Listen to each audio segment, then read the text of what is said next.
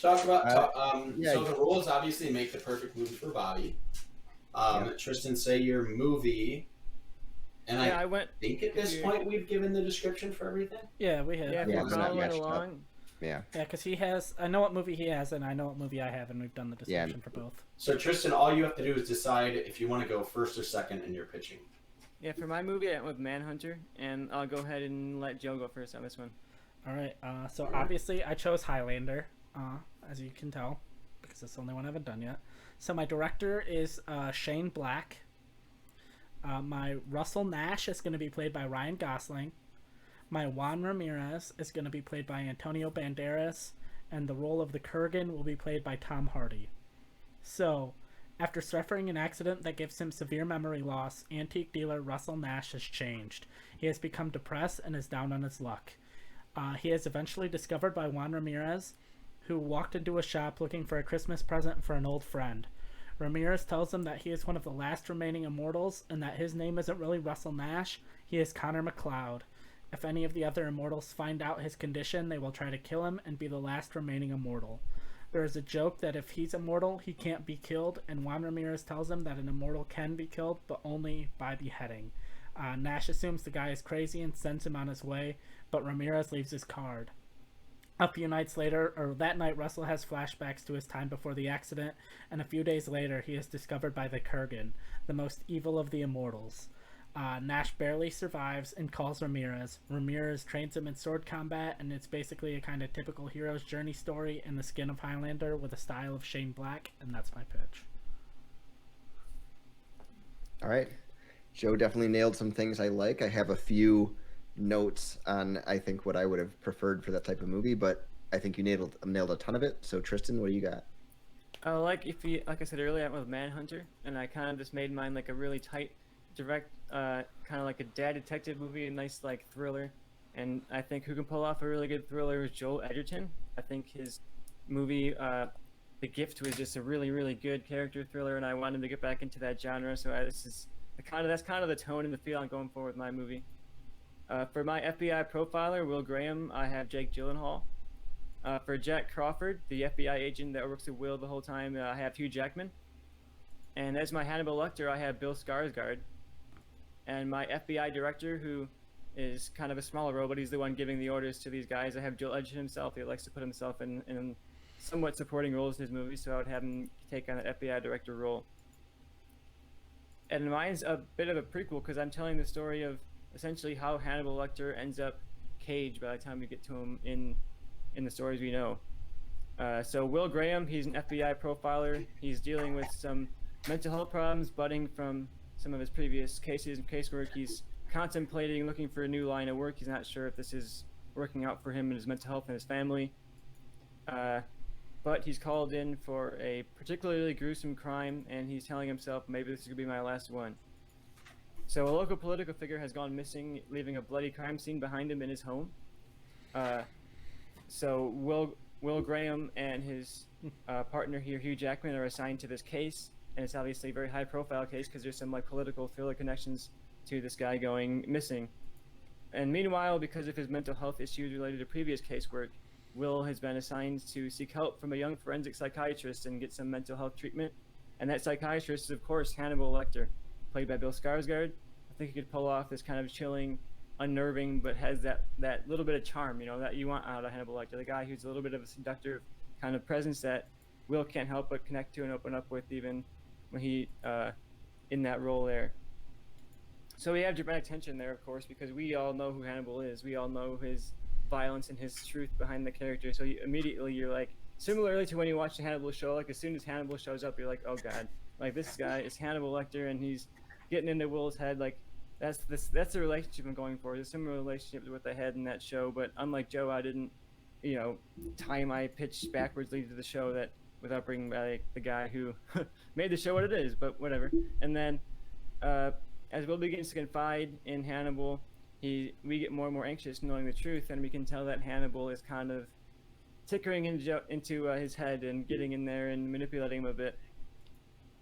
So Will and Jack begin to slowly close in on the killer. They learn that he is the Tooth Fairy. I brought that character back from Manhunter, and the bodies begin to pile up So they really have a lot of pressure. These people are going missing and missing, and Will begins to discuss the case with Lecter during their sessions. And Lecter is, we have these kind of conversational scenes where rather than being in like a cage and having glass between them, it's just in a therapy office, and you get those kind of conversational scenes that I think make Hannibal Lecter such a fascinating character. And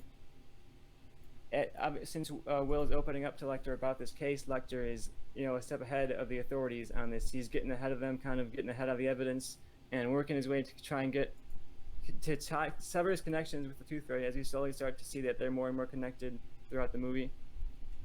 And then we get this kind of final confrontation where they capture the Tooth Fairy, and Will is searching the Tooth Fairy's house and finds like this lair where he's doing all his killing, and he finds these letters that he'd been sending back and forth between him and Hannibal Lecter, and he realizes the Tooth Fairy was a patient of Lecter, and Lecter's kind of known about this the entire time. So Will goes and has a final confrontation with Lecter in his office, and he uncovers like a hidden room where Lecter's been storing and eating the bodies of the victims. And Will is attacked by Lecter, triggering an intense mental break, and Lecter is captured and imprisoned in a cell similar to the ones that we see in the future entries of the series. But however, Will's mental breakdown kind of drives him away from the force and into an early retirement. He gets offered a job as a professor at a university, setting up kind of like what his post-police job is going to be. And in the final scene, we see Lecter sitting silent in his dark cell. Lights kind of buzz on. Lecter smiles with his back to the camera and says, "Hello, William." And we get like, oh, William's now visiting Hannibal Lecter. He has this kind of like attachment to Lecter at the end. And that's my pitch for that. Okay. All right. All right, Bobby, you're making the final decision. Do you have a question for either of them? It's interesting because if either of you were to work in Taylor Sheridan or Alex Garland, that would be like my top kind of director choice for a movie. I mean, Joe definitely hit on, like, I love The Nice Guys. Shane Black is definitely, he's a little hit or miss, but when he hits hard. And Tristan nailed I really do love a detective thriller. And you did nail that aspect for sure. For Joe, I guess my question is, how much of this movie, like what percentage of this movie is more of a Shane Black comedy versus like more of an action kind of, like an action comedy?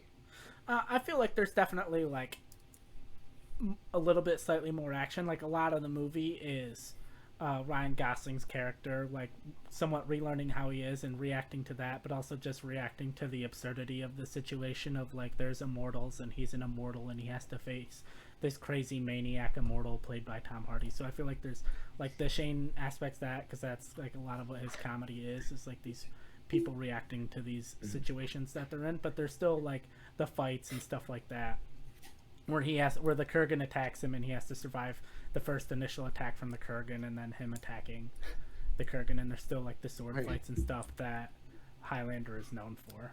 So I feel like it's slightly more of a Shane Black comedy, but there's definitely like the action elements involved. Yeah, That's my John just showing Go Tanks and random other Dragon Ball Z characters. Yeah, I barely heard what Joe just said, but yeah.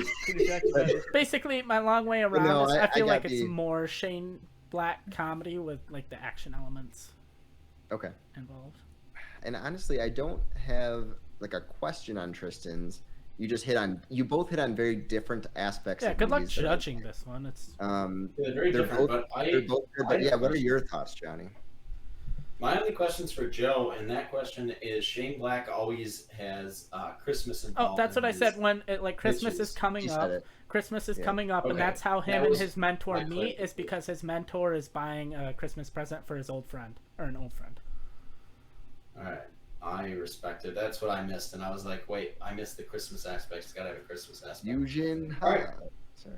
Exactly. Other than that, I don't have any questions. We're going to get down to the nitty gritty because we're at 2.5 hours. You guys have 5 minutes, and at the end of it, Bobby will decide who is the victor. I think Joe Edgerton's a really exciting director. I think he's like a new blood in terms of a director. I think, and when you get into, I thought The Gift was just like an incredible debut for him. It was such a really thrilling watch. And I think you take that level of tension, you take that level of thrills, and you apply it to a detective thriller, and you're just bound to have something really, really engaging and really great to watch. And I think my cast is great. I think Jake Gyllenhaal, Hugh Jackman, they can pull off. I mean, we saw them together in Prisoners as detective leads together, so in a way, like they were both trying to solve a crime together. So I think we've seen them work together in a similarly toned movie. So I think we can see them pull that off.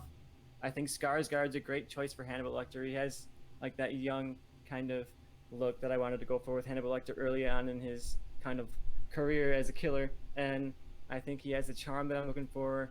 I think Joel Edgerton is just a really good pick. I think mine just feels like a really thrilling watch, and I think mine would be a great just movie in general. Even if, like, despite being a great Bobby movie, I think this would just be a great movie. It would be something that people would love to see, and see Joel Edgerton's back in his thriller genre. He's early in his career, and this could be the one that really cements him as a really good director, as someone that we can't wait to see more from. Yeah, I feel like with mine, I was trying to figure out who do I want to cast as my Juan Ramirez to replace Sean Connery, because when I see Sean Connery, I definitely think of a guy named Juan Ramirez. But I thought of Antonio Banderas, and I think Antonio Banderas in a Shane Black movie, like his kind of style, would be entertaining to watch and interesting to watch, and it'd be a throwback to his, role as Zorro. So I thought that was interesting, and I think Ryan Gosling and Shane Black proved that they work together well, and I'd love to see him back as like the lead in another Shane Black movie. And as far, Tom Hardy as the lead of like this crazy maniac, evil immortal, the Kurgan, would be, I think, really fun and really entertaining to watch. I think my big knock against Tristan is, like, I understand like the thriller aspect, and it definitely has that vibes, but I think my big knock of it, I guess, is I feel like it's almost maybe too much of people like sitting and talking with the whole like therapist aspect, and I don't know and I think Joel Edgerton is a good director with The Gift, but I don't know if he can sustain that for 2 hours. He might. I mean, The Gift is practically all conversational, and it's not like every scene's sitting there in the office talking. Like, Hannibal Lecter has a presence, but he's not like the main character of it. You're still following the characters as they're solving this crime, so you're talking like it's just going to be Hannibal Lecter sitting there talking all day, but that's not what it is at all. And Hannibal Lecter is like a supporting character in this movie, similar to how he's been in all of these movies, really all the good ones at least. All right, can Johnny stop distracting with just showing things I like? I've just been zeroed in on focusing on your Bobby, face. I'm just holding up things he Johnny likes. just are holding up things I like. Wait. All right. Yeah, Zelda, Bomberman, Pennywise, I get it. All right. Yeah, we have Yeah, Pennywise Star in that Fox. movie. I do love Star Fox. Okay, I back to had the Pennywise in my Bane and Captain Jack Sparrow movie. fights. Yeah, I used him way better I don't than have a mine. Nintendo 64 at my house. because those are mine. I own Holding them. up Bobby's stuff to the screen during his pitch. During his role. Exactly. Where are we even at right now? I don't Okay, know. Or we're just fighting about which is better, my Shane Black comedy Highlander or your thriller Manhunter movie, which it's sounds like awesome to me. debating apples and like T-bone steak. It's like, how do we even? Yeah, nobody's like, man, I can't wait for I the apple, choose but you can T-bone go steak. and like, fuck yeah, because mine's the T-bone steak. Mine's Mine's the T-bone pure steak. joy. Yours the like apple. Yours is the apple. It's like a nice little sweet thing, but it's not something that is going to be remembered. Joel Edgerton Everyone is a that's director where people remember Kiss Kiss Bang Bang. People remember The Nice Guys. Like yours is just another thriller in the long list of thrillers. it's Joel Edgerton's thriller, though. It's going to be his movie that puts him back in the conversation. The Gift was like a huge hit, not just in like people watching it, people talking about it. People were like, wow, Joel Edgerton's debut movie is like so intensely good. And I think this puts him back in that direction. It brings him back to the thriller genre, and it reunites him with some really, really good actors.